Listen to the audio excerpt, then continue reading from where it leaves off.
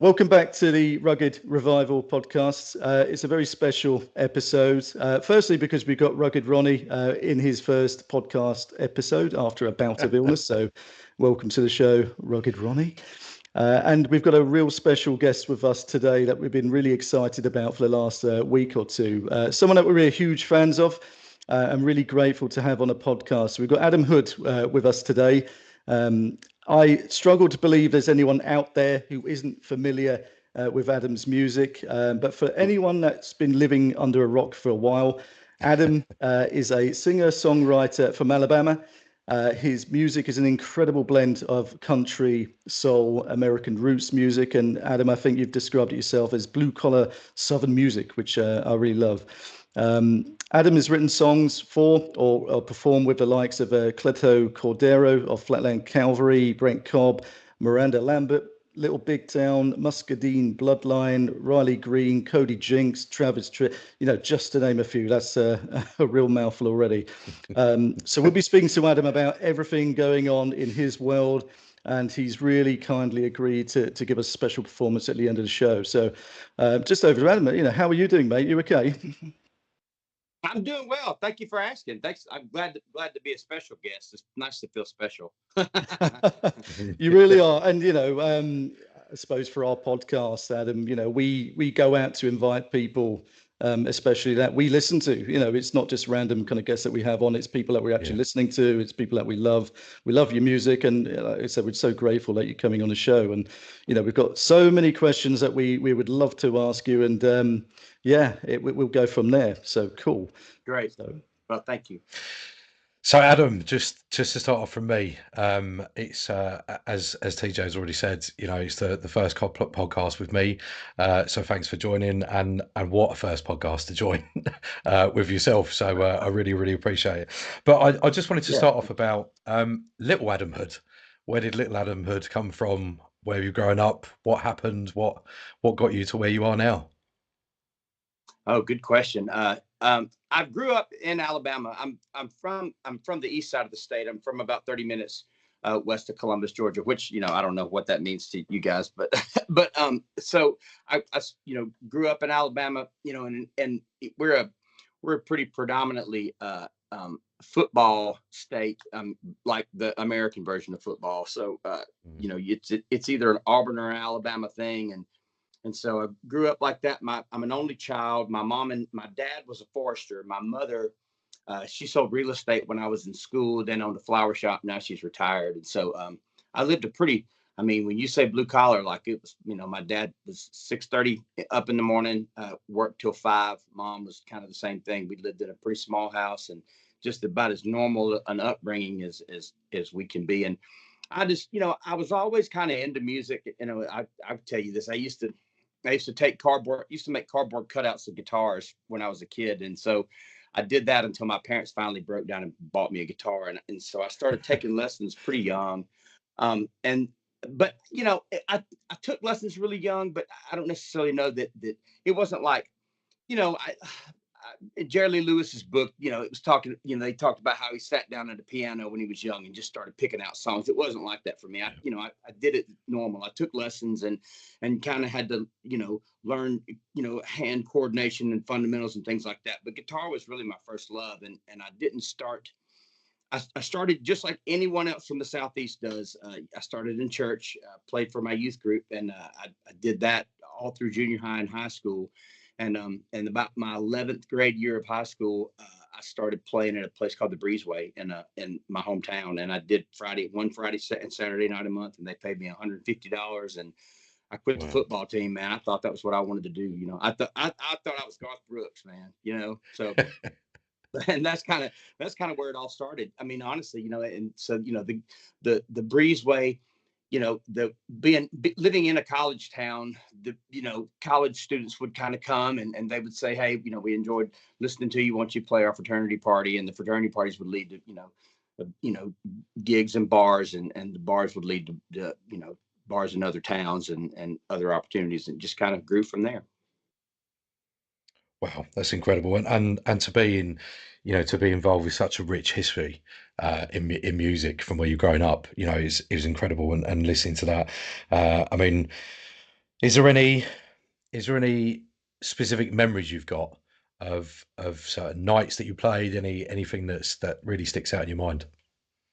Man, it's funny you say that about the rich history in the Southeast, and I'll go ahead and say this. I think that we're so spoiled to it that it's not as celebrated as it should be. I mean, there's because when you go to Mississippi, like I'm headed to Mississippi this weekend, and people like Marty Stewart and Morgan Freeman have really taken time and money and kind of, for lack of a better term, political influence, and have taken it and really invested it back into the creative culture of the state of Mississippi, where it's like, or Marty Stewart has had a lot to do with the country music thing. And there's a Jimmy Rogers Museum in Meridian. And then, Clarksdale, Mississippi, that's ground zero, man. And, that's where Muddy Waters was from. That's where John Lee Hooker was from. And so they've invested that, and you go to Muscle Shoals, and thanks to the documentary, I think that was a big stimulation for the economy there. But at the end of the day, man, I mean, Muscle Shoals is a small place. There's not a whole lot going on, and so it's and because it's such a blue collar place and such a working man state, it's really kind of hard for people to go out and spend their hard earned money on Friday and Saturday night, and so, but not to say that I don't play. In the state of Alabama, I do. I mean, I'm like I said, I'm in Mississippi this weekend. I'm playing in Alabama in 2 weeks, and so I do it. But I spend a lot of my time in Texas, and which is kind of the opposite. Texas is one of those things to where the culture there is based around music. Where where if people kind of stay home in the Southeast. People go out on the weekends, and they go out to dance halls, and they go out and listen to bands. They're not listening to DJs. And I mean, if you want to go listen to a DJ, there's plenty of places you could go do it. But I kind of found my way into Texas pretty quickly. And so as far as memories growing up,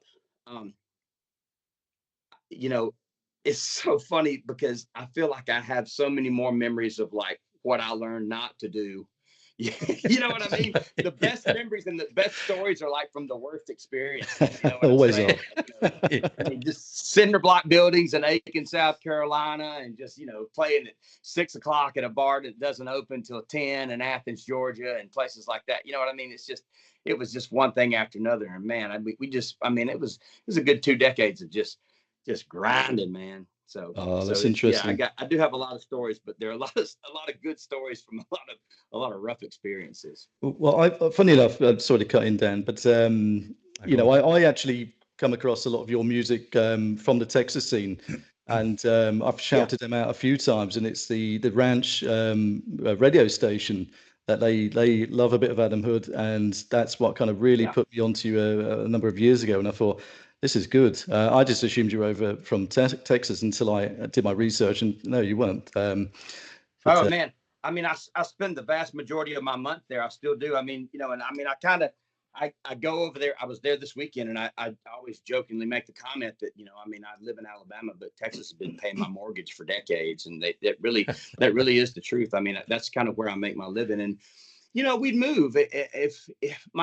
but I have a grown child, and then I have two smaller kids, and the only way that I can travel every weekend and my wife and I can maintain parenthood at a decent rate is for us to be as close as possible to family. And so if we lived completely self-sufficiently, 9 hours, 10 hours away from her parents and my mom, it would be a lot more difficult, and I don't know how much I'd be able to travel. So it's, I always say that it's a little, that it makes it a little bit harder on me to make it easier on my family. And I think I'd rather it be that way, Mm.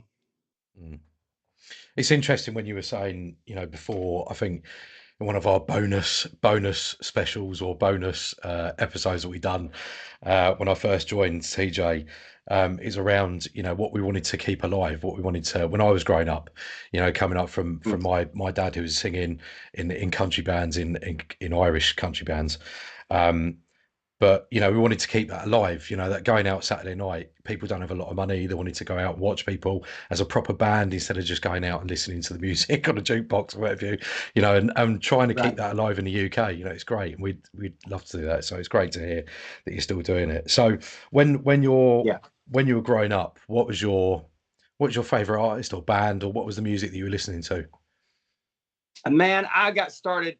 Okay, so getting started in church, there was Stephen Curtis Chapman was a big influence because I grew up this was kind of to my benefit, and I think really kind of in that area. So it went from you know, the contemporary Christian music of Stephen Curtis Chapman and Jeff Moore to this, you know, what they call secular music, but that was country music, and that country music was at that time, that was Garth Brooks, that was Clint Black, that was Alan Jackson, Travis Tritt was my guy, and that was the thing. Like, you know, I say all that to say that, like, those guys are singer songwriters. At the end of the day, they were guys that, like, they stood center stage. It was you know, yes, they were members of bands, you know, but they were you know, solitary acts.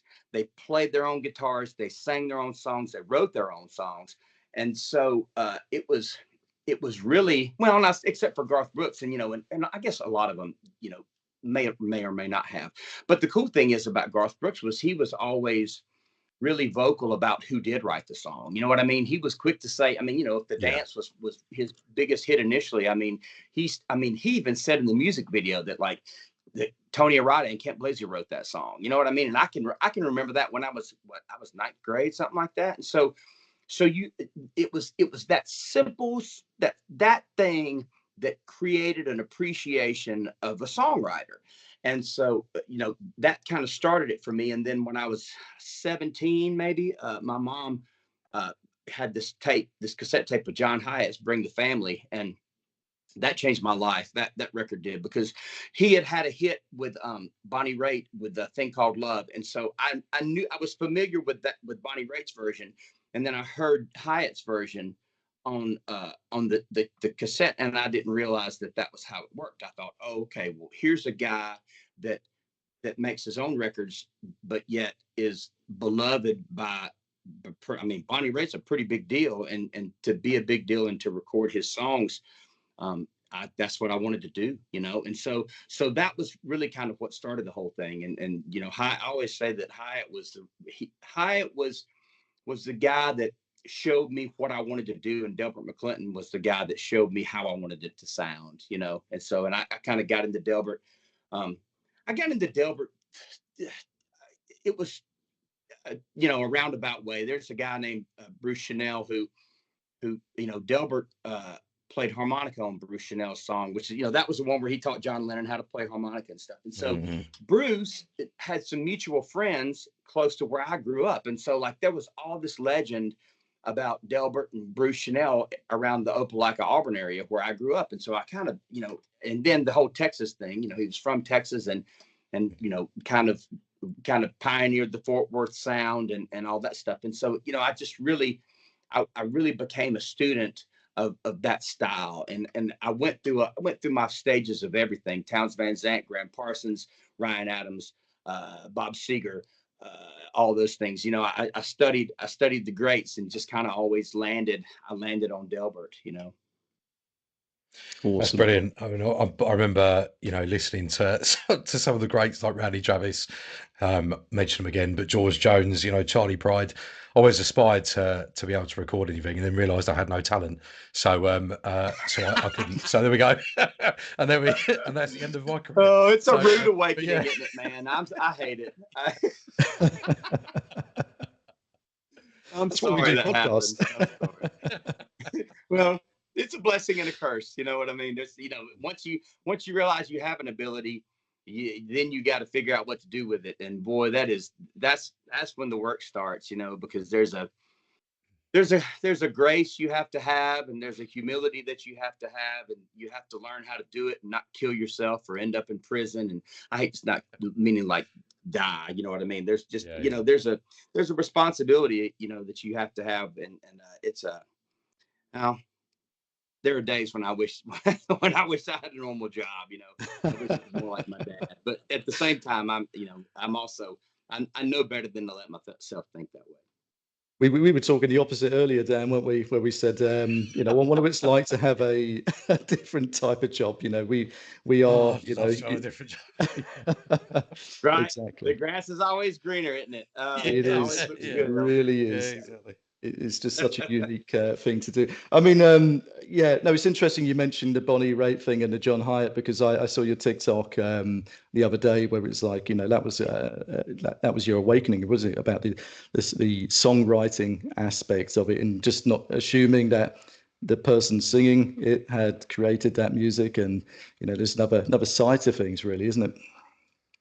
Yeah, and the thing about the Hyatt Bonnie Raitt thing that was so unique about that was the fact that like I said, you know, it was, you know, with Garth Brooks and stuff like that, like, you know, he told you who wrote the song, but like those guys had never really recorded and released these songs on an album. With Hyatt, there was the Bring the Family album, which was an example of, and man, you know, you go back and you listen to Hyatt's version of that, a thing called Love, and just kind of the whole record, and you know, it was Hyatt and Ry Cooder played guitar, and Jim Keltner and Nick Lowe, and so they were a four-piece band. They were called Little Village, and they were just, it was monstrous, and like they're such incredible musicians that, like, even with that song that's such a common blues kind of vibe, there's all these little details, like, you know, there's a, like the drum beats, like the snare doesn't hit where snares hit, you know what I mean? It's not like a 1 2 3 4 thing. Like there's these little intricate syncopated things that happen that, Mm. like,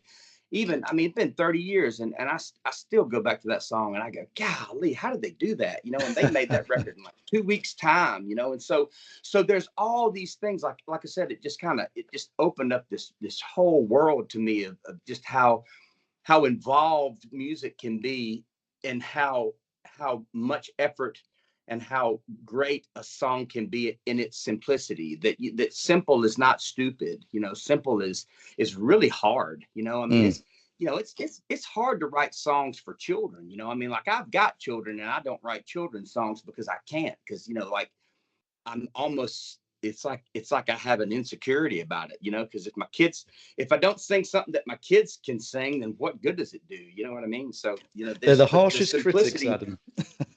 Yeah, 100%. Yeah, and they'll let you know too. You know, they'll say, I don't care much for that song, Dad. You know, so No, I always ask I've got two children, one's 6 and one's 10, and I say, you know, listen to oh Adam's yeah, song, or whoever got on the podcast at the time, and say, you know, let us know what you think. And like I say, they're the harshest critics, and you've got the best reception so far. So yeah, you've got thank you. Well, tell two them new I said fans. thank you. That means a lot. Yeah, I'm very familiar with that age, so I know how things can be, and I know how their minds think, and they everything is pretty factual and fundamental, and It's the black and world's white. huge to them. Yeah. Yeah, that's right. Yeah, it's either good or it's bad. I dig So it. you're winning on that front, mate, already, which Thank is you. good. That makes my day. That's the best news I've heard all day. Awesome. I mean, your career's so interesting. You know, me and Ronnie have spent a lot of time kind of going through all of your back catalogue and going through your socials, because I think, you know, anyone that we have on deserves the respect of us actually researching what you do. And that's why I tend to kind of give it a week or two before we have anyone on, just so we can get that and have a real interesting conversation. And, you know, it's great to see, you know, the social aspect going on Instagram and other mediums, and you know, you're such a respected artist from other artists, and it seems to me that you're known as the artist's artist, if that makes Yeah, sense. So it seems that it you've does. Yeah, garnered thank a lot of respect online, and I think it's completely deserved. With the you. songwriting, the performing, you know, it's for me, you could have a greatest hits album already, for for our Thank you. perspective. Thank you. So I'd be interested. It probably hasn't always been like that. So when you've started gigging in the early years, what did that look like? What sort of places were you playing, and how did that feel at the time? Were you really nervous, kind of getting on the stage the first time and performing to people? Yeah. I'm still nervous. Like, just, you know, nervous energy is just. I mean, it's really, man, it's really one of those things that has been. I don't want to say difficult to live with, but it's been the thing that I've had to learn to accept more than anything else in my career. And, and like it was kind of the reason why, I spent, I mean, man, there was at least a decade of my life where I drank through it, and so, and, and that got old, and then you kind of have to learn to live with that stuff. And yeah, the nerves are they're still there very much, and it's just, a strange thing. Even if you don't care, even if you tell yourself, I don't care what anybody thinks, you still care what people think, and you still want to go out there and put a good show on. And so, I mean, getting started, and we played it. Yeah, I'm telling you, when I say we played anywhere and everywhere, I mean anywhere and everywhere. I would be on the back of truck beds in December, and I weddings, funerals. I mean, just your tailgate parties, just golly, man, anywhere. And we did it all the damn time. I mean, and that's just kind of what we had to do, and it's it's not. No, I mean, especially, and that's kind of the beauty in social media now. And that's kind of why I've learned to embrace social media instead of rejecting the whole attitude of it, because now you don't have to do that, like in the 90s and in the early 2000s, before for the modernization of the iPhone and social media, you had to go out and play these places, and now you just don't have to, and so you can just really accomplish a lot in a small period of time, and you can do that in your home, and there's still a lot to be said for going out and playing for people. Like I don't think that social media is ever going to become is going to become like the alternate to live music. I mean, everybody would rather have the live experience, but at the same time, like you said, and finding music, and if you're one of those people like yourself that digs, these are good places to dig, and I mean, and my father-in-law was here this past couple of days, and he was listening to like my Pandora page, and man, it's really cool to hear, like, even my page, like there's just a lot of acts and a lot of people that, yeah, they're friends of mine, but I don't really have, I mean, I guess I could have control over it, but that's kind of all algorithmic, and so it's really neat to hear the styles of music that are played throughout that stuff. And you can discover that stuff through those kind of things, through streaming platforms, through social media, through that kind of stuff. And so that's the beauty in it. Like, you don't have to, like it's still a grind, it's still a daily effort, and it's still doing it on Sunday night and doing it on Mondays when you don't want to, but it's really like, it's better to kind of put 40 seconds of a song that you play in your bedroom on your phone, and then answer comments for a half hour, than it is to try to go out on a Monday night and play Little Rock, Arkansas,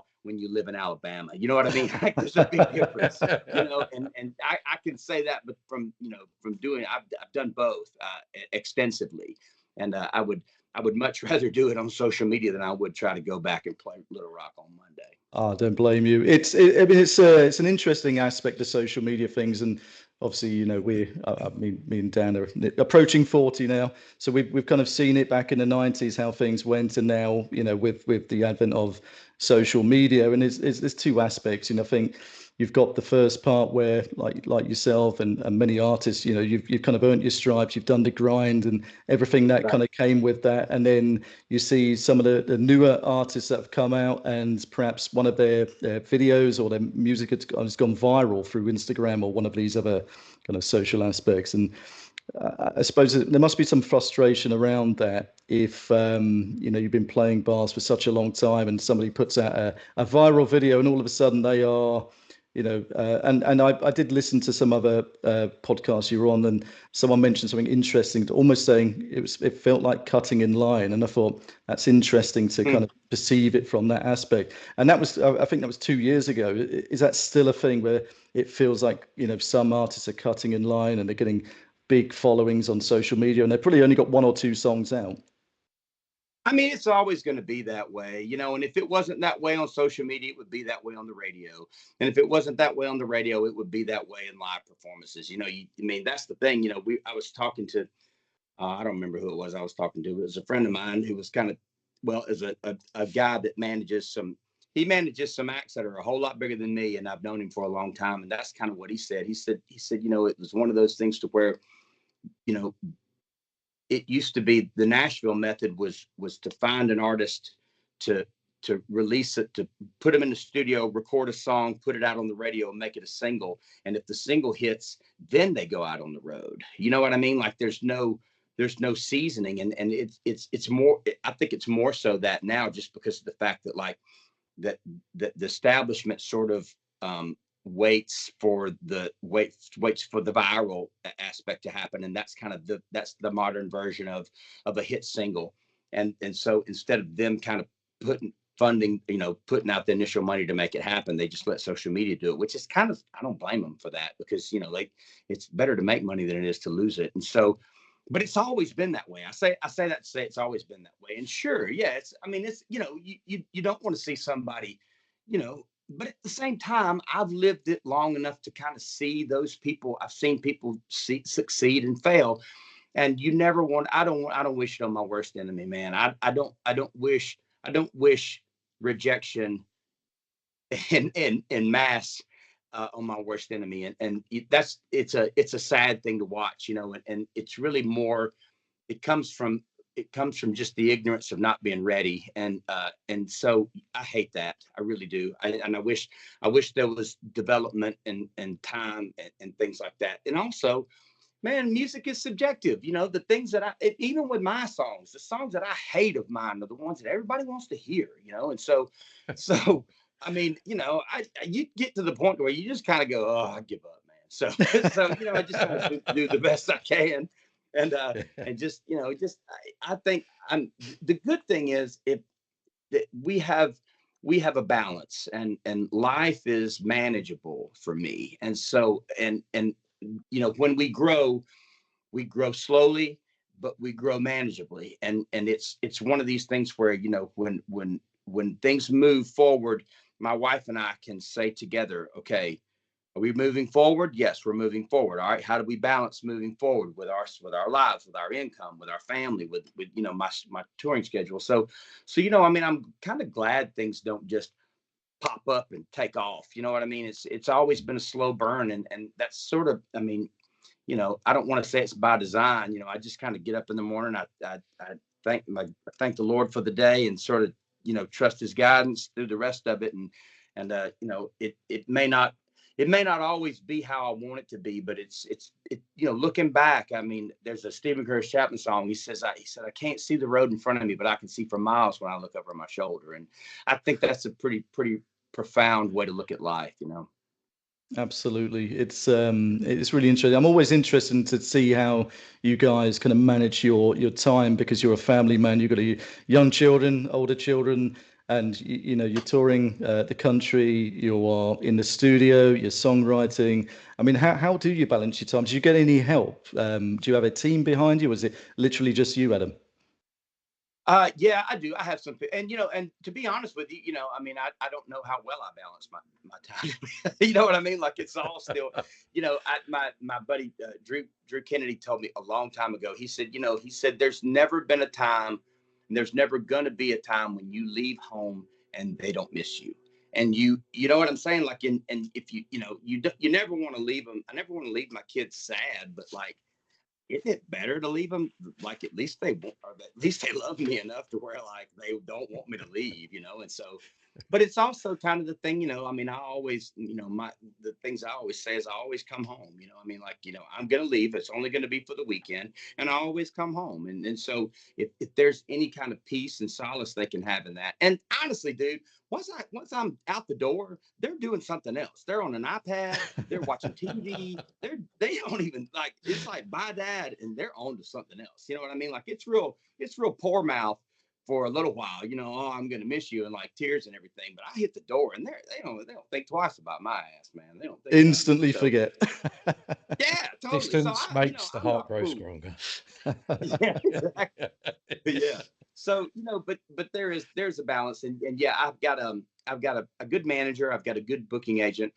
My wife, I mean, man, she kind of does everything. She's really kind of the backbone of my being. She really, she's a sounding board. I can bounce all kinds of songs off her. There's not an idea I don't have that I don't run through her. She's really been the driving force with social media and just kind of helping me.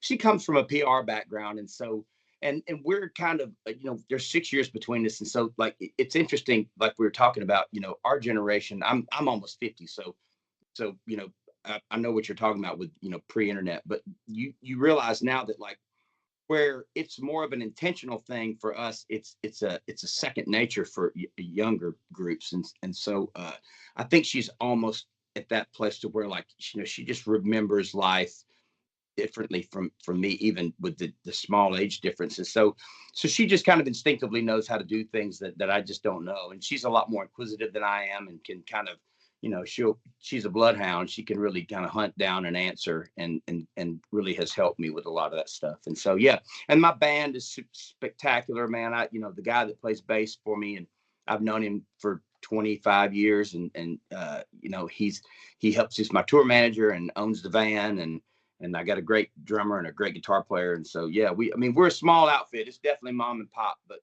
yeah, I can't, no man is an island. You can't do this by yourself. You got to have people with you. No, that's good. It's such a unique era, I think, speaking to particular artists like yourself. And, I think you've got to be the songwriter, the performer, but also the social media influencer almost these days. And maybe that's the kind of newer aspect, but I suppose a different aspect. You were kind of doing it back in the day, but just in a different format.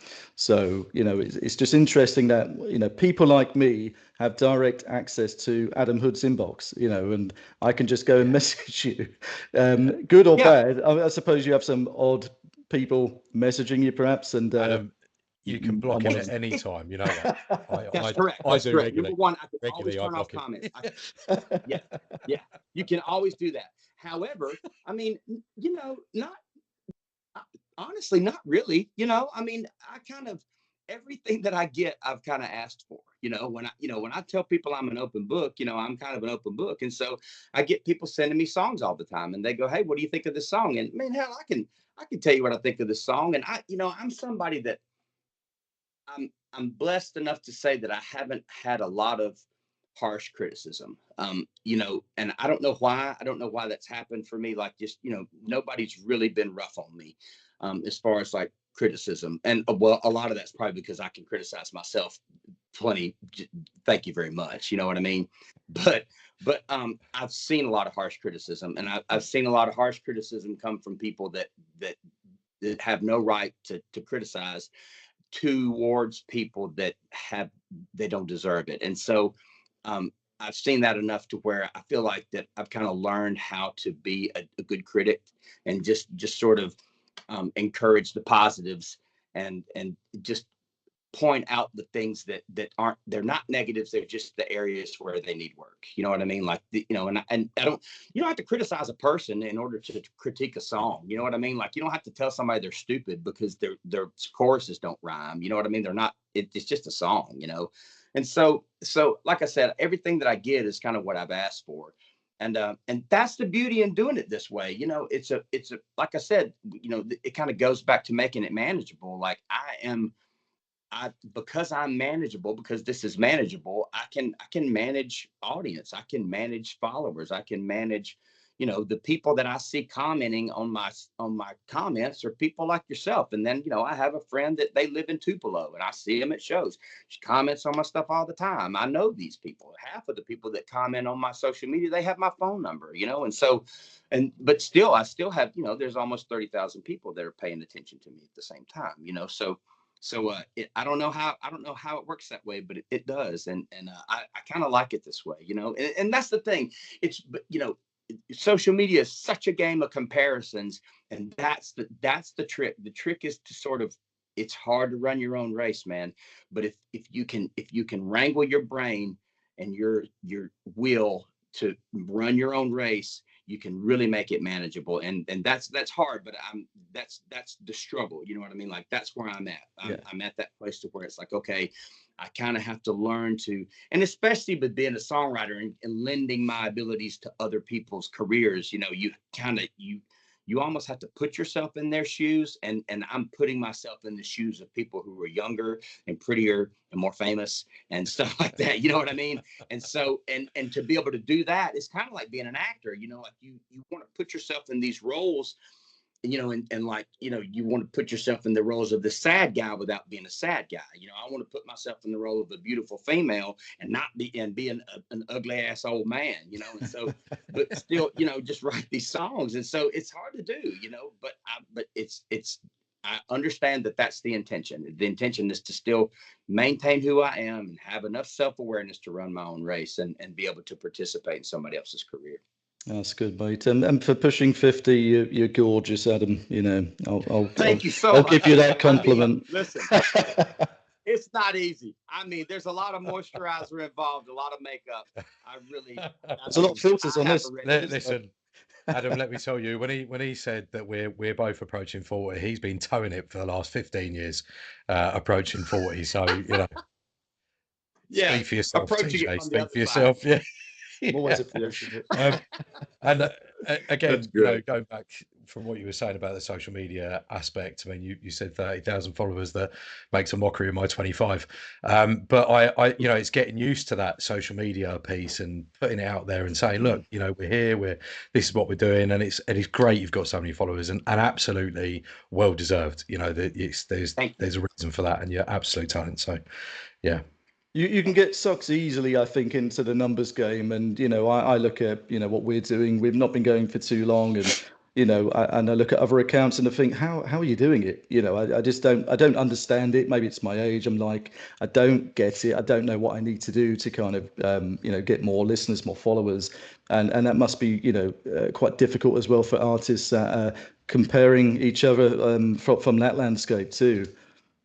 Yeah, 100%. I mean, it's a daily conversation. And that's why I say, you know, it's just, you kind of have to get to that point to where, you know, and man, there's something to be said for the organics of things. There's something to be said. Nobody wants to do it one at a time anymore, you know, but dude, one at a time is how you develop relationships. One at a time is how you learn to meet people and how you get to know people and how you develop your style around your audience. Because at the end of the day, you know, I mean, I had a buddy that told me one time, he said, the guys that really kind of hung in there the longest and have made the best careers, the Willies and the Whalens and people like that, all they did was service their audience, man, you know? And so in order to service your audience, you got to get to know your audience. And that's how you do it. You get to do it one at a time, you know, and you have to put those people first. And at the end of the day, they're not numbers, you know. I mean, if you want numbers to increase, you have to treat people like numbers, and they're not numbers, they're people, and they matter to you, and they pay your bills. And that's the struggle with it. You know what I mean? When it becomes a numbers game, it's when I usually it becomes frustrating, and I don't want to live like that. You know, I mean, people matter to me. No, I completely agree. And, you know, I was thinking about it the other day and I thought I'd rather have 300 people that are interested genuinely and engaging with what we're doing than a million people that never engage with you. It's almost like collecting people at that point, and it becomes a bit weird, doesn't it? So, you know. Yeah, absolutely. Well, and 300 people in a room that seats 200, that's called a sellout, you know? I mean, if you seat 300 people in a 1,000-seat venue, then it's going to look a third full. But if you go play a 200-seat venue and the same 300 people show up, you got yourself a line out the door. You know, it's all perspective. It is, man. And but as a genuine fan of, you know, yourself and the artists that we speak to, you know, what can we do to support your career, whether it's online or just turning up to shows? What kind of impacts your life in general from that perspective? What can we do to support you? I think what you're doing is it, man. I mean, it's just the continuation of just when people ask, tell them, you know, and when people, because, you know, I'm sure you get it all the time. I get the questions all the time, you know, who you're listening to.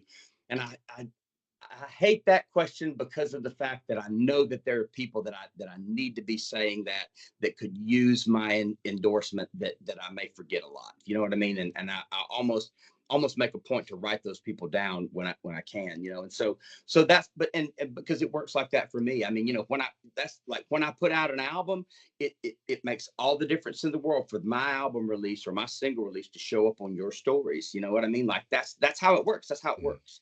And so what you're doing, the sharing it, you know, that's it. That's how you do it. And so and like I said, you're doing that. You're taking the time to not only, you know, share and collaborate this on social media. You know, we're having this conversation, and it gives me a platform to kind of explain what I do and why I do it, and then, you know, and then share the music. And that's it, man. I mean, and like I said, you know, you guys are in a whole nother country, and I mean, you know, again, look at that from a different perspective, and that's pretty big. You know, I can't get over there myself. I certainly can't be there right now, but I am, you know. We'll bring you over. Like I said on TikTok, Adam, I said I'm going to petition. Yeah. I'm going to wind up all these local festivals to get you over, because I think demanding.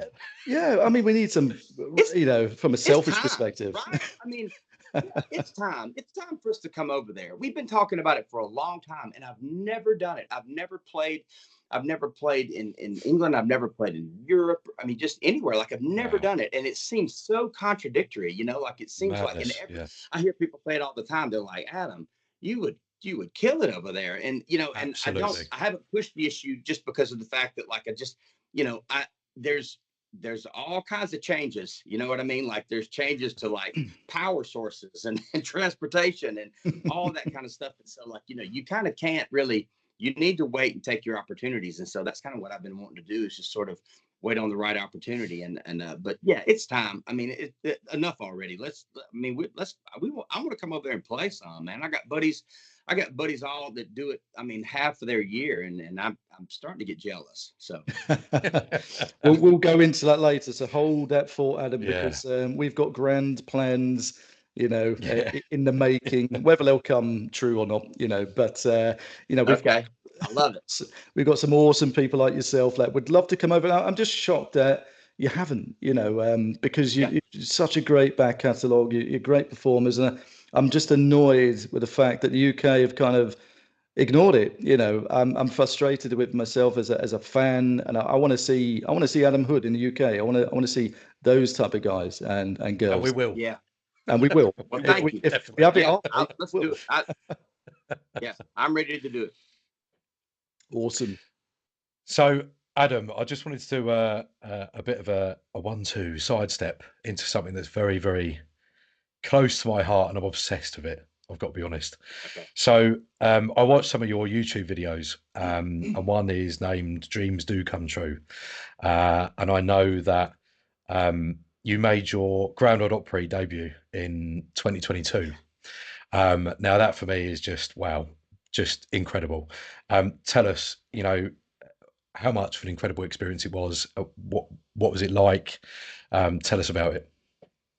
That's when someone asks, like, what was the moment that everything changed? That's it, man. I mean, it really is like and you know, my buddy Jason Eady and I were talking about it, because we kind of, like, it happened for us around the same time. Like I saw Jason was going to play in November of 2022, and then, like, 2 days later, I got the offer to play in October, you know. And so it was like, wow, this is really interesting, you know. And so he and I have discussed it a lot. And number one, I never saw it coming. It wasn't even in my scope, you know. Like, I mean, not to say it's an understatement. I mean, it's a given that it's a dream. Everybody that picks up a guitar wants to stand in the circle, you know. But you just don't ever, like, the reality of it's not. It just kind of beyond your thought process, you know. And so when it becomes a reality, man, everything changes, and it's kind of the welcoming into country music, you know. And I mean, it's now I feel like I'm in the gate, you know. Like, now the door has been opened. I've been able to walk through.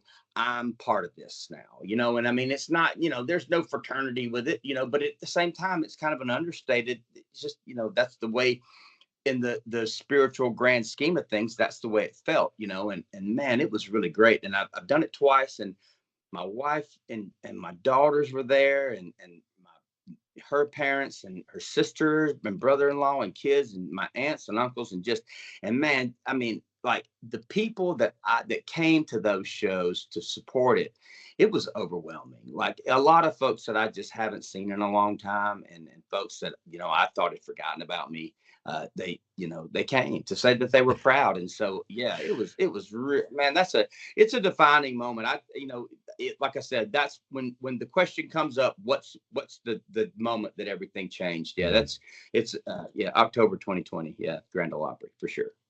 That's incredible. And like you said, Yeah, you went and played. Was it 2023? You went back again. I saw I saw a video that you posted. February 2023. Yeah, they wanted you Yeah, back again. I went back as quickly as possible. Yeah. Incredible. And I mean, I was reading some facts on the Grand Ole Opry as well. Just I know that when you've done your debut, there's 74 members. The last time I checked, 50 of them solo artists. I mean, what's it like? I know that you get your name up backstage on a wall. What's it like seeing your name there? What's it like? I mean, the membership, there's man, it's really kind of there's a responsibility there for sure. Well, and the big thing is, like, you have to be a Nashville native, which I'm not a Nashville native, and so that's kind of a straw, like but I mean, not to say that I would never be a Nashville native, but that's just, but I've got my friend Sunny Sweeney. I mean, she's played it like 65 times, you know what I mean? So, just being a part of it is really, it's really cool, man. And everybody's really nice. I mean, they're really nice. I played a private party in Studio A like 2 weeks ago. And it wasn't even anything that was affiliated with the Opry. It was just we had a private party, and I did a song swap there, and I saw people that I haven't seen in a long time, and it's kind of the same thing. It's like we weren't even participating in the Opry, but we were in the building, and everybody was super cool. It's just, and I also noticed like the stars that are there, like I can't remember. Well, Bill Anderson was there, and then like the Oak Ridge Boys, and Lauren Elena was there, and she was it was funny. The first time we played, Lauren was standing there where I was, and my daughter Drew, my oldest one, she was standing next to her, and Lauren had this flowery outfit on. And Drew said, "Well, I like your outfit," and like this whole conversation started between the two of them. And so, like, that's the beauty in the backstage at the Opry. Like, I've noticed, like Crystal Gale and people like that, these legendary people who have every right to sort of be reserved and kind of guarded. That's where they really, I mean, you see them eating popcorn in the green room, you know what I mean? And you can tell that, like, they're doing that because they feel at home there. They feel as welcome at the Opry as the guy that's in the, this is my first time at the Opry, and I'm in this green room, and like they'll come by and speak to you and stuff like that. So it's special, man. Like there's nothing like it. There's nothing like it. It sounds absolutely incredible. And I know, Yeah. TJ was asking me, what is there any secrets? Is there any special things about it? Is it like a fraternity? Is it like a Freemason? It's just, I mean, is there any secrets to the Grand Ole Opry? Is there anything that you can tell us? They won't let you drink. Like, you can't have alcohol back there. That's kind of what I thought was really interesting. I don't drink, but like, I got plenty of my wife will. And so, it's funny that, like, I don't know, that's the one place that you would need to kind of have a drink to take the edge off. Like, there's no bar back there. So, yeah, but that's the only one I got. Only popcorn. Yeah. Yeah. You can have all the popcorn coffee you want. That's brilliant. Is there any other special moments or interactions that I know you've discussed some of them already, but is there any real special moments of the 2 times you've been there, and playing? Is there anything that really sticks out in your mind at all? I mean, it was really cool to shake Bill Anderson's hand, I mean, and for Bill Anderson to kind of stick his hand out to shake mine, and Wow. to sort of, say, I listened to your songs. You sound good, man. You know what I mean? Like, that's Bill Anderson. And it's funny that Bill Anderson, so, I live in Tuscaloosa, Alabama, and that's where the University of Alabama is. And he had an Alabama, he had like a hood, like a pullover vest, and it had an Alabama. I thought, so were you an Alabama fan? And so I thought that was really interesting. So, yeah, but I mean, that was really special. I mean, like I said, that guy he's really made a lot of great country music. And for, you know, that to have that kind of vote of confidence and nod, and to have somebody like that stick their hand out and give you a little praise is really appreciated. It is memorable. I mean, I had a look on YouTube as well, just to see if I can watch it, and I could see that you performed 2 songs, namely Way Too Long and The Harder Stuff. So why did you kind of choose those particular songs for the Grand Ole Opry? Well, those were the 2 most popular, pretty much. I mean, so, you know, those were the ones that kind of everybody knew. And yeah, that's why I chose those. No other reason than that. I thought it was a deep meaning. No, that's fine. I mean, yeah, right. I know. I love the Sometimes harder you can't. stuff.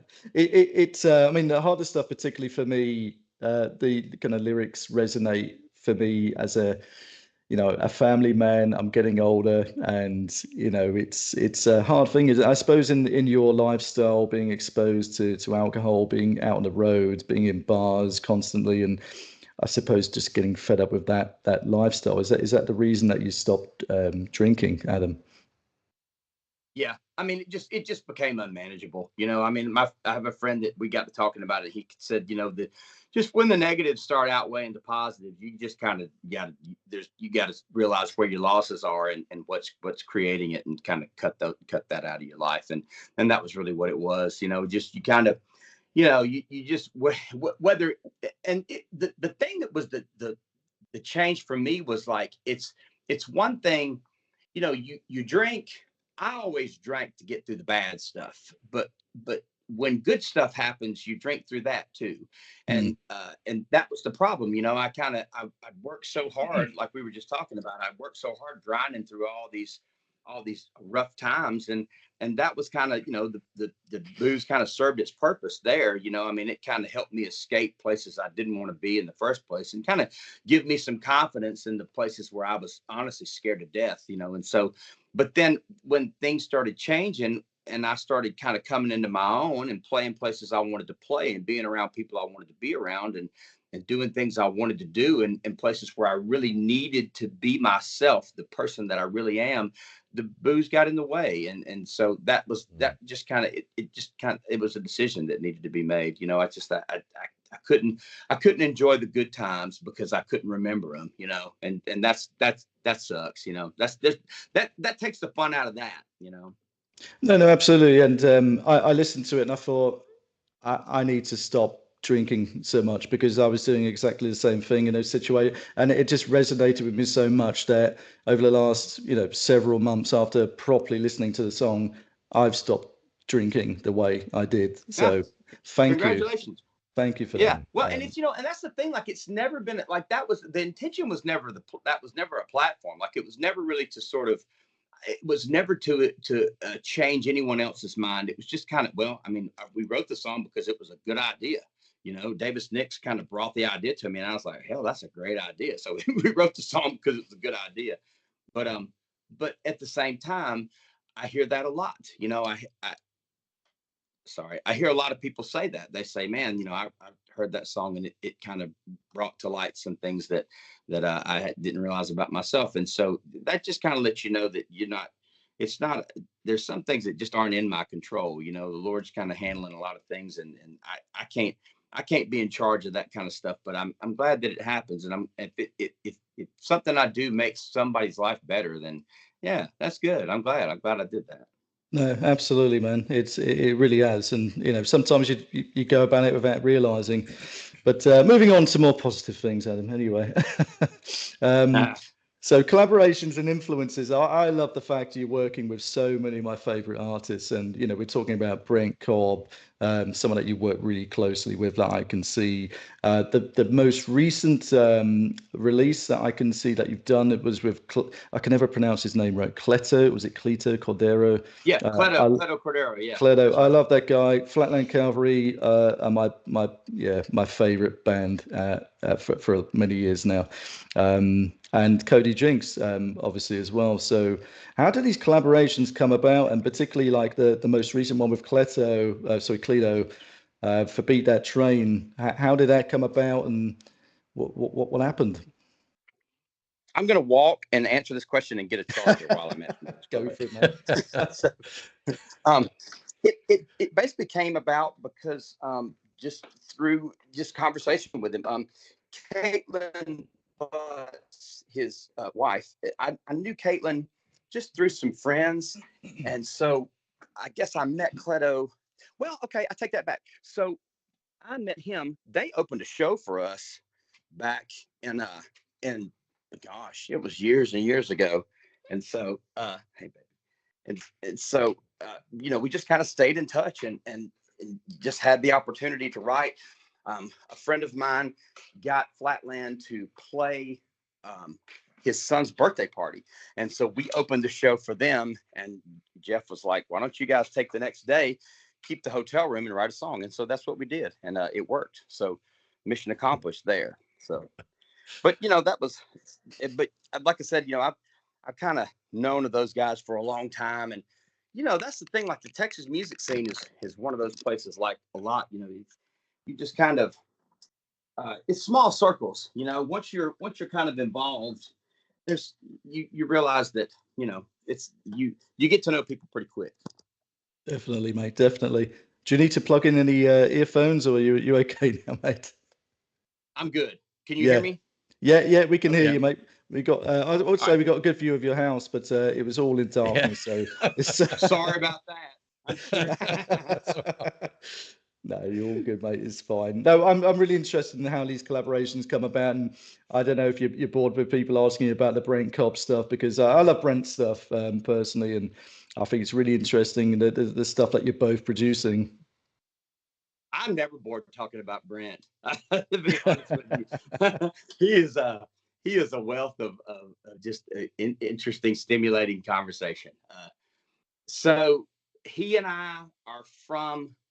He's from Richland, Georgia area, which is from about my hometown and his hometown are about an hour and a half from each other. And so Brent's 10 years younger than I am. His dad, Patrick, is 10 years older than I am. And Patrick was in the music business, or, played in, like, Patrick played all the bars that I played in. And so, like, the Supper Club in Auburn and, these places in Columbus, Georgia, like, it was really an interesting, time that when I getting to meet Brent. And so basically I met Brent. I got a publishing deal in like 2009. I was in a place called Carnival Music, and I had been there for a year, and I was the first guy that Brent wrote with, like before he signed his deal. So he came in and he was working at the Walgreens, and so came in and we wrote a song together, and it was Eli Young Band cut it. So I mean, like the first song that he and I ever wrote together got cut, and we just, because of growing up where we did, we just kind of became just really good friends. And like I remember my wife, I had to play, but my wife and my mother like went to his wedding, and they got married. I want to say like he and Lane have been married like a year longer than we have. Our kids are kind of his oldest daughter is a year older than Drew, and then his son is like a year younger than Edie. So like they kind of bookmark our kids, and we just got a lot in common. And because of the whole Carnival thing, because we started writing together, we just kind of became friends that way. And you kind of learn to lean on folks like that. When you meet somebody initially and you hit it off musically, you kind of go back to that well. I mean, I've got a few guys like that. Pat McLaughlin is another one that I try to, I mean, it's been a while since I've written with Pat, just because, it's difficult when I don't live in Nashville and he doesn't. They live in Leapers Fork, so anyway, whatever.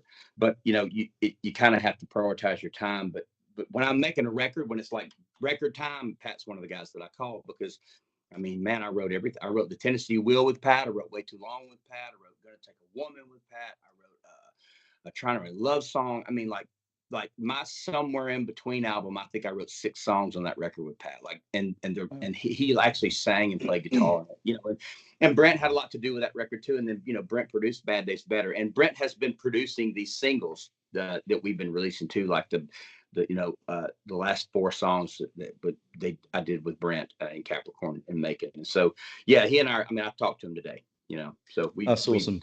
We stay pretty close. Yeah. So is it Brent's cousin or relative that is Dave Cobb, who's yes. a very famous producer, isn't he? Yes, Dave is Brent's cousin. Yeah. And so I worked the second publishing deal I got. I was at Low Country Sound, which was Dave's publishing house. I was there for 5 years, and Brent got me that job too. And so, yeah, that was a neat kind of thing to. It was neat to kind of work for somebody who was, kind of the biggest producer in town for a little while, But at the same, the tough part about that was the fact that, like, a guy that makes records for Chris Stapleton, like, Stapleton doesn't need songs, I mean, he cuts a lot more covers than anybody realizes, but, like, you gotta, I don't know, you gotta really have a good day to write a song that Chris Stapleton's gonna cut, So. Oh, he's absolutely huge at the moment. He played recently in the UK, didn't he, Ronnie? It's no, it's fantastic. It's I mean, I'm going to put you right on the spot now, Adam. Who's been your favorite person to collaborate? Is it Brent, or is it someone kind of off the wall? Who would you say? Yeah, I mean, Brent and we still get a lot done. There's a guy named Reed Houghton that's from Alabama that I think he's doing pretty good right now. And Reed and I have written a lot of stuff together and are kind of continuing to write more. And so I think that's good. I got a guy here in town. His name's Jackson Chase, and my manager has just kind of picked him up. And Jackson's young, but at the same time, he also writes great songs, and we've been doing a lot of stuff together. Ella Langley's doing great, and I still talk to her a lot. And then, I still have the relationship with Miranda. She's kind of in a different place in her career, where she's more of a, kind of handling a record label and a publishing house, and is because they're developing artists, she's looking for songs a lot more. And so that's an opportunity to where I kind of make myself a little bit more available to the things that people like her need. So Miranda's huge in the UK particularly, and I always judge fame on that aspect if you've got a tribute act, and there's plenty of UK Miranda Lambert tribute. We need a Adam Hood tribute act over here. I think that I know. Well, don't let them put me out of a job though. I don't want the tribute act to be better than I am, Well, in the absence of you not being here, I think we should have a tribute act at least. That's right. Until then, that's right. I'll accept that. Until then, we'll see you shortly. But no, I like the fact, there's so much music you put out, not just from yourself, but the fact that you've written so much music, and probably people don't realize the songs that you've been on with Southern Star, with Brent Cobb and things like that. And on your actual Instagram, I believe there's links to your Spotify playlists where it will show you exactly the songs that you've been involved in. And I think it's a good deep dive for people, who want to get to know your music to go on to and explore. Thanks. Yeah, it's the most instantly gratifying aspect of what I do. Like, if you were to ask me, and plenty of people do, like, what do you enjoy the most? The writing is what I enjoy the most. It's the most gratifying. It's the place where I feel like I serve. You know what I mean? Like, I can lend myself to someone else's. It's not so self-involved. You know what I mean? Like, we're not always, with everything else, like, I'm staring at myself, you know what I mean? Like, and having to kind of criticize myself. But with writing, yes, I write for myself, but I also can write with and for other people. And so, I feel like that's really important. So I like that. And man, there's just a satisfaction. There's a burden that's lifted when you're finished with a song it's uncomparable, and it happens every time. I mean, just once, even if I don't really care much for the song, and even if there's, honestly, to tell you the truth, there's never a song I don't care much for. You know what I mean? There's songs that I finish to where I can go, this one needs another pass or two, but sometimes it's really just important to get the thought out and complete the thought, and then go back and start the revision process, but at the end of the day, like, that's the most satisfying. It's different from, like, walking off stage at the end of the night. Like, that's nice, but man, it ain't like finishing a song. That's the best. It's the best. I think, that leads us nicely into something that I wanted to ask you as well, is about the fact that you've released a lot of music over the years, but which one of your songs holds the most personal meaning to you, and why? Right now, it's probably that's a good question. Downturn is one of the ones that I kind of say I'm the most proud of. You know what I mean? Because there's just I wrote that song with Jason Eady, and he and I, there's just lines in that song I'm real proud of. You know what I mean? Like, that running in circles beats the hell out of sinking in sand. I'm pretty proud of that. You know what I mean? It kind of represents an interesting attitude. But that was a 40-year-old's perspective. You know what I mean? Like, we wrote that song a while back. I mean, right now, Built in Alabama is the one that I really love the most, because that song is a really good, I mean, lyrically it's spot on. I mean, it really is where I'm at, but like musically it's a different kind of vibe and a different kind of feel, and it's a little bit greasier than a lot of the stuff that I've released. And so, like, I'm pretty proud of that one right now. Like, that's one of the ones that's the more current kind of, I dig playing that song. What's your favorite, Ronnie? I've got some personal favorites of mine. Yeah. But it goes back to sort of 2011, and one that had a specific meaning to me when I first listened to it. I think I was going through a bit of an emotional time, bit of a difficult time in the family and what have you. But it was a song called "Once They're Gone." Yeah. And that hit me hard. That was a gut punch. But at the same time, I have bled out of my car driving down the road, which is the new Deep Ellum Blues, Yeah, which man. There you go. love it, absolutely love it. So yeah, but just on that, around the songwriting piece, is there any sort of process or routine you go through, or how do you approach it? It's got to be a hard process.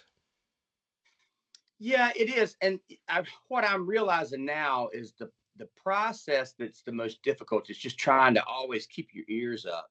Like, I mean, it's one thing, and I've realized this more recently, which is it's really interesting, because you think to yourself, as the way my resume reads, like, that I've got this down, but like, I'm kind of in a rebuilding time. You know what I mean? I've done all this. I've written just volumes of introspection, and it's kind of, I'm almost ready to change my perspective and really kind of reach out a little bit more than reaching inward, and doing that and still keeping my integrity at it. You know what I mean? Like, there's a, Yeah.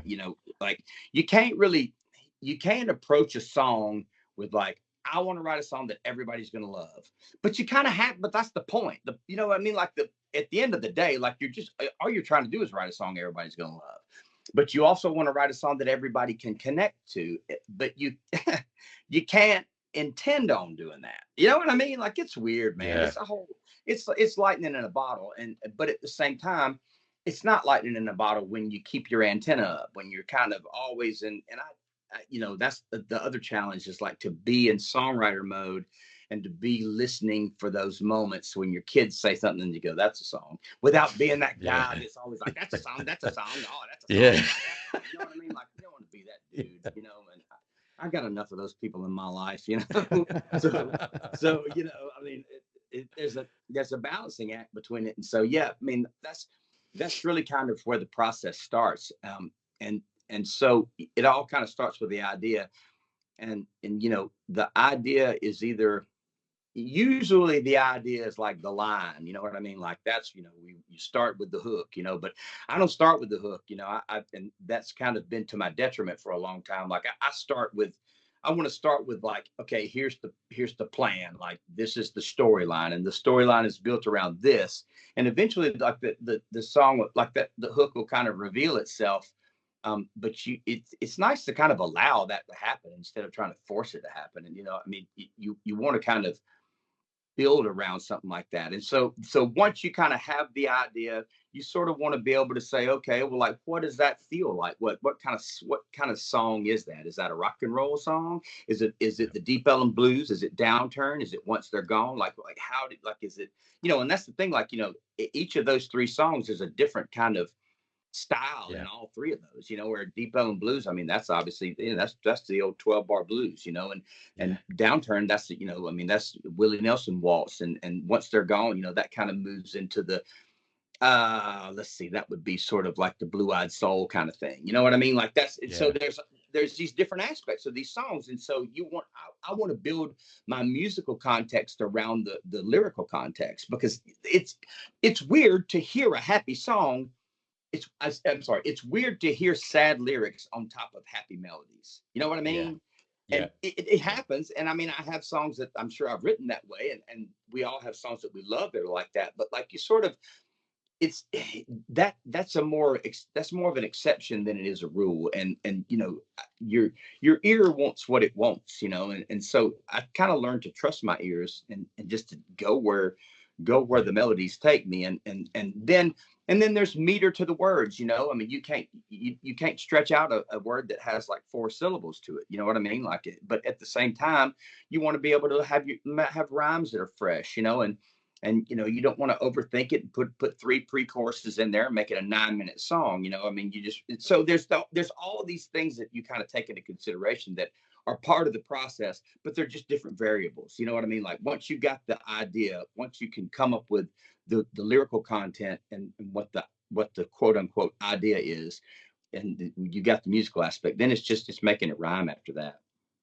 Yeah, and I hope if there's any aspiring songwriters that are listening to this, best you listen up. So I think well, it ain't rocket science. You know what I mean? Like it's special, and it's a mysterious thing, and it's a spiritual thing, and you have to understand that you are a vessel, and that there's a higher power that's creating these kind of things. I mean, I've read that in every book that I've ever read. That's like, okay, so you want to be a songwriter? Here's the first thing you got to understand: you are not in charge. You know, and so you understand that, but at the same time, like, you know, that's the beauty in it. The beauty, like, you kind of take a lot of the weight off your shoulders when you say you're not in charge. That's the freedom of it. If you're not in charge, don't try to be in charge, man. You know, I mean, absolutely right, TJ. Yeah, listen, what would you say is was the most difficult song to write? And if you come up to any blockers, how did you get past that? Did you go and speak to anybody? Did you just go, oh, do you know what? I'll leave it. I'll come back to it in a year, 2 years, whatever. He did was probably the most difficult. That was when I wrote about my dad. Okay. And my dad had, like, you know, it's weird because, like, you know, my dad's been gone for like 15 years, and I don't mean to belittle it, you know, but at the same time, like, you know, there's a process, you know, grieving is a process. And so, but it was strange because when I felt this kind of expectation to, like, well, okay, your dad died. Where's your song for your dad?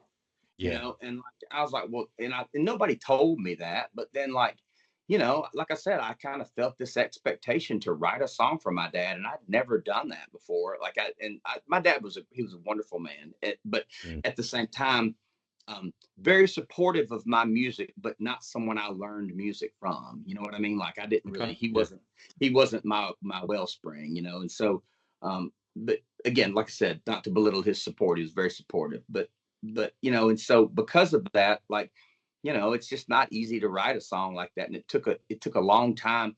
It took a long time to get into to find a place and to let that happen. You know, I mean, it took 3 years, but once I wrote it with Jason Meisel, and he and I kind of got in a room together, and you would think that song would have been something that I should have written all by myself, but I'm glad I wrote it with Jason because of the fact that, like, I had somebody to take a little bit of the weight off, you know what I mean? And I had somebody to kind of bounce ideas off, and it didn't have to all be about my dad, you know, like, I mean, it's some of, you know, it was partially tribute to his dad, who was still alive and kicking and doing well, you know? And so, you know, and that was a difficult song to write. It's still a difficult song to play. You know, I mean, I have my moments where I kind of have to back off, you know, before I sing the third verse, you know, and I mean, like I said, that song's been almost 15 years old. The album, well, in fact, the Welcome to the Big World album is 10 years old today. So, I mean, the release of that album is 10 years old. So, you know, but, and it's still a difficult song. And so there's that. Yeah. Thank you, Adam. Thanks for sharing that as well. I mean, if you could, what's been the best bit of advice that you've had throughout your career that's got you to where you are now? I mean, it really is. This is such a cliche. It is such a cliche. But Frank Liddell, the guy that owned the publishing house, he owned Carnival Music, where Brent still writes. Frank said one time, he just said it in passing, he said, you know, the guys that I look up to are guys that just never quit, you know. And so that's it. I mean, like, the best advice that I can give is like, just don't beat yourself up. Don't let your negative criticism get the best of you. Just don't quit, you know. Just keep writing in spite of, and that's the thing. Like, you know, I reposted something the other day just about, you know, like how ways to know you're killing it as an artist. And like, if you're criticized, you're killing it as an artist because you're putting stuff out there. So, you know, and that's the beauty in it. Like it's the self that really will be the one that determines whether you pass or fail, or whether you keep going or whether you quit. So you're not fighting anybody else, you know, you're fighting yourself, because that's the thing, you know, other people are going to say what they say. It's up to you to whether you internalize it or whether you don't, whether it creates you, and whether you let negative stay negative, or whether you turn negative into positive.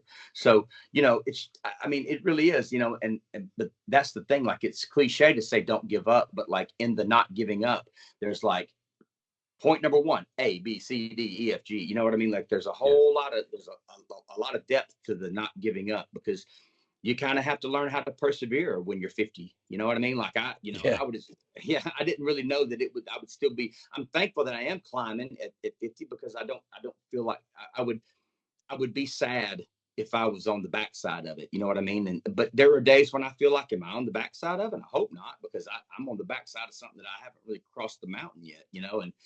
And so, and just to, you know, kind of be an older man in a young man's game, and not let those things affect my brain, and not let them affect, you know, my attitude, and affect my, just, you know, the foot that I put forward, and put my feet on the ground in the morning, you know. So there's a whole lot involved in not giving up.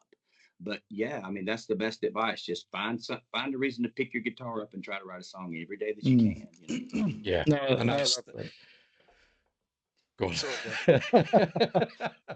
there's always going to be that moment. But no, I like that, because I recently listened to Josh Mitchum's podcast. Who Josh was on the last one of these, and he was talking to Sonny Sweeney, who you said you know, and Yeah, it was interesting because they were talking about writing songs and, you know, being of a certain age, and, you know, you're not writing songs for 19-year-olds. You're writing songs for the likes of me and Dan, which is right. interesting, you know. And it's like, you know, I don't think there's ever a person's game, in my kind of humble opinion. It's you're writing songs for people of all ages, and it's like you're going to find your audience. And, you know, I think that's a fantastic thing. So you're never going to run out of fans. You're never going to run out of people that are going to listen to your music. It's just, you know, music for the ages almost, isn't it? Exactly. Yeah. And that's the thing. Like, you know, I like that I can sort of appeal to a certain demographic, but at the end of the day, like, you know, I have that in my pocket, but I want to appeal to anybody that'll listen. You know, I mean, I want, you know, if anybody can relate to my stuff, I want to make it relatable so that they can. But at the same time, I also, you know, I mean, nowadays, like, you know, I'm at the age now where I have no choice but to keep my integrity. Like, you can't start, you know, phoning it in now. I don't have enough hair to color. You know what I mean? Like, it's too late now. It's too late for eyeliner. It's too late for like. It's never too late, Adam. It's never. You know what I mean? Like, I can't. My integrity is all I've got. I would love to see that. Right. I mean, like, we can always listen. Everybody's owned a pair of leather pants. I've never owned leather pants. Why not? You know, why not? Yeah, I've never owned a pair either, and it's mainly because I can't fit in them, to be fair. So, well, let's me and you go shopping when I get over there to the UK, and we'll go get some leather pants. We'll go for I'll leave you to shoot it. All right, suit yourself. Right. Yeah, you're missing out, mate. You're missing out. That's is there anything that you're doing now, Adam? I mean, I'd love to know what kind of projects you've got going on at the minute. Is there anything kind of songwriting or performing or anything like completely different that's going on for you at the moment? What are you up to? Man, it's funny you ask that because we're kind of in like I don't want to say a downtime right now because I mean, there's always plans, but we're kind of trying, like, now is the time we're sort of like, well, what do we do next? And because I've been putting out singles, like I said, the band, we've been recording, like, we kind of have opportunities to sort of like just kind of record the songs, record the shows, and they've been turning out really well. And so, I mean, and my live albums are hard, man. And honestly, like, the thought of a live album like kind of makes my stomach hurt because, I mean, there are some live albums that are great and they're defining for artists, but then there's also live albums that are wretched and like they're really kind of also defining for some artists. And so that's a possibility. And that would be something just to kind of do something different. I've still got songs that I'm writing, and we've just been talking about some more collaborative stuff, and just to kind of see what, I don't know, it's the good news is I got songs, and so whenever we decide what we're going to do, and I'm still doing stuff with Brent. I mean, I'm going to see him next weekend. We're going down to do some writing and get some stuff done. And so yeah, it's that time of year too. Like, this, like, pretty much after Halloween, from Halloween to Christmas, like, everything starts slowing down, and you can kind of just kind of it's not really taking a break, but like, that's the kind of time where you sort of sit back and spend some time with your family, and then you figure out what your next step is going to be. And so, like, that's kind of where I am right now. We're sort of we've been in the pruning phase, and now we're fixing to sort of put some water on it and see what can grow. No, that's cool, mate. And well, your next step, perhaps you can speak to Brent about, is coming to the UK, because speaking to Josh on the last episode, it was interesting because it was like, we were talking about building your own table as a metaphor to say, well, we're always scratching around hoping someone else will do it. And for me and Ronnie, we were talking about our plans next year in terms of growing what we're doing with the podcast and things like that. And we're always interested in doing a UK event, festival, music kind of thing where we invite people that we love to our table. And I would love for you to come over, and to Josh, and to other people that we're involved in, and create our own thing. If people aren't going to kind of do it for us, we do our own thing. It's it might be a pipe dream, but we would love to do it. And maybe if that's something you're interested in getting involved in, Adam, then absolutely. Well, and I understand how you build it. You know what I mean? Like, I've been a part of enough festivals and events and things like that to where you kind of have to. There's a like a 3 to 5 year process. You kind of do it first, and you lose your ass, and then you do it again, and you say, well, we lost our ass, but it was fun. And then and if everyone involved kind of says, well, yeah, that was fun, let's do it again. You know what I mean? And so, and if you can just, if you could, that's how you grow it. Just be able to do it, just sort of do it and not lose your mind. And then at the end, when you can still keep your mind enough to look at your buddies and go, that was fun, let's do that again. You know what I mean? Like, that's the name of the game. And so I'm all about it, man. I mean, like I said, I've done that enough to where I would love to. I mean, please, by all means, don't give me a reason. Like I said, we can come over, we can buy leather pants together, we can plan a festival. Yeah. We'll do whatever you want, mate. We just need to make it happen. Oh man, just the social media event that could be with our leather pants. Or it might turn off a lot of people, and we will end up with no followers after. You never know, man. You never know what people are into these days. Absolutely, mate. But we're going to call it the Grand Old Revival, but we said we might get sued for that, so we might need a different name, perhaps. Listen, pipe dreams. I won't sue you. If you don't do it, you're never going to know, are we? So, Adam said he won't sue us, so there you go. I'll take that. We'll record it. Cool, man. Well, the next question I had, and I remember you saying earlier in the interview to say, don't ask me who I'm currently listening to. So I'll scratch that question right out. Thank you. Leave it. Our list, and I'll hand over to Dan for some kind of closing remarks. And it's been absolutely fantastic having you on. I've loved it, and I've been looking forward to this for a long time. So again, I appreciate you coming on, Adam. Yeah, me too. Thank you. I mean, I've been looking forward to it too. Again, I appreciate what you guys are doing, and you're sharing my stuff, and then you're sharing the stuff of other artists that you appreciate, and you're doing how it should be done. And it means a lot, man. And like I said, I enjoy these conversations, and I'm glad we got to do this today. It was fun. Thank you, man. Well, Adam, thank you. From us, from me, it's been an absolute privilege to have you on the Rugged Revival. And TJ described you as the artist. I have to be careful what I say there. Cool. But you really are. You're incredible. Thank you so much for keeping me company on my very first podcast with a guest, and it's much appreciated.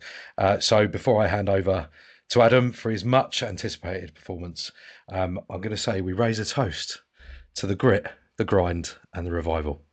Cheers, everyone. Thanks for listening.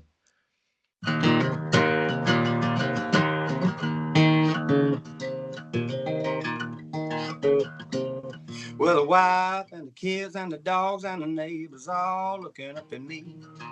I've been putting my faith in another day, betting it all on a melody. I don't have a higher education. I don't have a 5-year plan. It took a whole lot of doing the hard way just to figure out where I stand.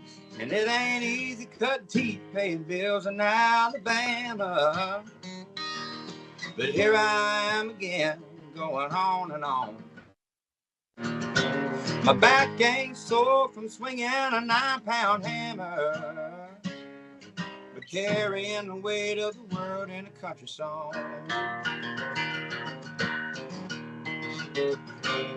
Well, there's a whole lot of things I could bitch about most folks wouldn't understand. And there's a couple of things that I might do different if I had to do it all again. Like maybe start looking on the bright side, start looking at a half full glass. Cause today's pretty good, tomorrow's getting better, and yesterday's in the past. And it ain't easy cutting teeth, paying bills in Alabama. But here I am again, going on and on. While my back ain't sore from swinging a 9-pound hammer, just carrying the weight of the world in a country song.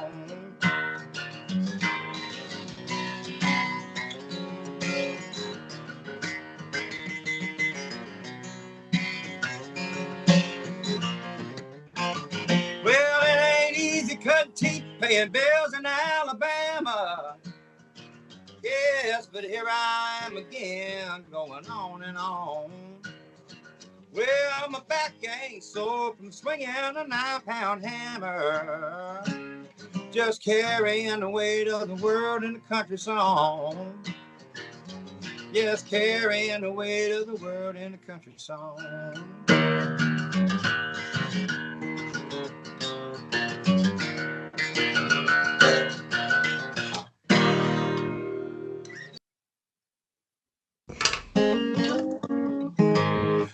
I was eastbound out of Dallas on Valentine's Day. After 5 weeks on the road, I'm going home. And I realized today, I wished all those weeks away. And you can't get them back once they're gone. 'Cause once they're gone forever. And if you're lucky enough, you can bring them back in a song. But moving on as hard as ever, because you can't get them back once they're gone. Well, an empty house and a letter is a sad, sad thing to find. after you've been driving all night long.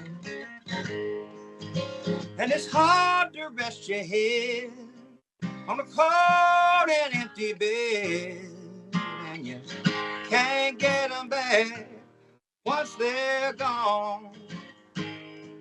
'Cause once they're gone forever. And if you're lucky enough, you can bring them back in a song. But moving on is hard as ever, because you can't get them back once they're gone.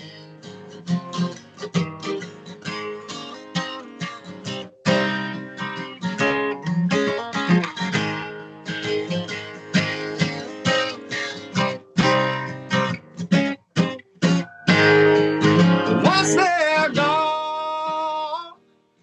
gone forever. And if you're lucky enough, you can bring them back in a song. Be moving on as hard as ever, 'cause you can't get them back once they're gone. You know that you can't get them back once they're gone.